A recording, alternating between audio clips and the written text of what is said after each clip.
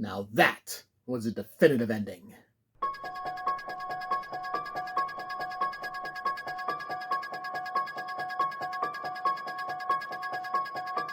Seriously, that had to be one of the most definitive endings I've ever seen, especially in a horror movie. Now, you see, the horror genre is notorious for always leaving things open-ended because they always want sequels. Horror movies are notoriously cheap to make, so they always make a profit in theaters, and it always warrants a sequel to the studio. But Halloween Ends takes the word ends very seriously. Like, this movie, this series ended. Now, as you can probably guess, at least one of the main characters died. Was it Laurie Strode? Was it Michael Myers? Was it both? You got to watch the movie to find out. I'm not going to spoil it for you. Now, the movie is kind of a slow burn. It's really slow to get started. It takes a little bit for the story itself to pick up. But once it does, it's a fucking thrill ride.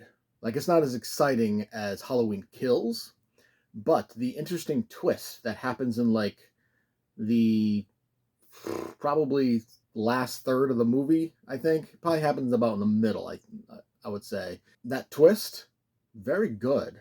Like, you do kind of see it coming a little bit, considering what, like, happens to this character early on in the movie and, like, the events leading up to it, the twist itself. But the way it's handled, I thought it was handled very well. Everybody involved is fantastic. You know, Jamie Lee Curtis, still the fucking queen of horror, without a doubt. You've got Andy, last name starts with an M, the woman that plays her daughter, Allison. You know, she's great. You got the new character, Corey. He is creepy as fuck, and, you know, he plays it very well. Now, some of the deaths in Halloween Ends, compared to, you know, the first Halloween, not the first Halloween from 78, but from 2018. So I guess the second Halloween, since they ignore all the other movies. Compared to that, and compared to Halloween Kills, the kills in Ends are pretty tame. Now, there are a few that are pretty fucking intense. Like, at one point, somebody is killed because they take, like, a welding torch and put it in their face. Like, that was nuts. And I'll be honest, the person that died that way kind of deserved it. He was a dick. But honestly, ignoring all the other Halloween sequels is probably the best thing to happen to this series. The only acceptable sequel to me was Halloween 2. Well, it's only because it continued literally from the end of Halloween 78, from the first one. That is that same night in the hospital, though we did learn that, you know, Laurie is Michael's brother, and that kind of, like, threw things into a bit of a tizzy. Yes, I used the word tizzy. But the sequels themselves kind of went off the rails. You know, all of a sudden Laurie Strode had a daughter, and even though Laurie was gone, the daughter still lived in Haddonfield for some reason.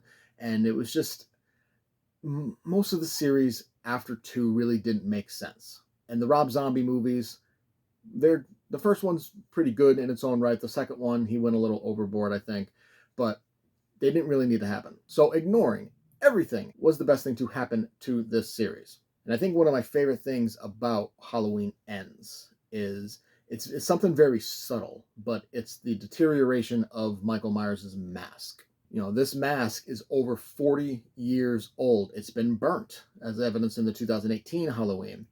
But because it's so old, the eyes are drooping, the mouth is drooping, the mask itself is falling apart, it's deteriorating. And it's a nice little subtle detail.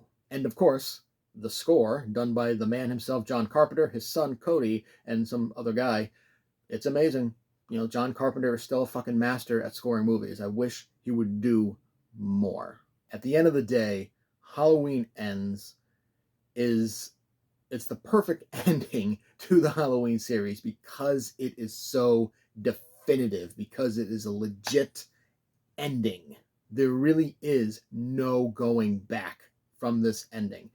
There's no conceivable storyline, anything that could justify them coming back with a sequel.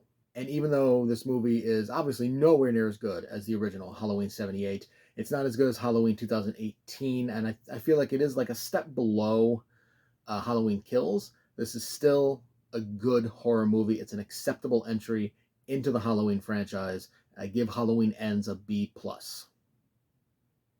Did you enjoy the review? Make sure to hit that like button and subscribe to get notified when more reviews go live. Feel free to leave a comment to discuss your thoughts on the movie or show, and I will see you next time.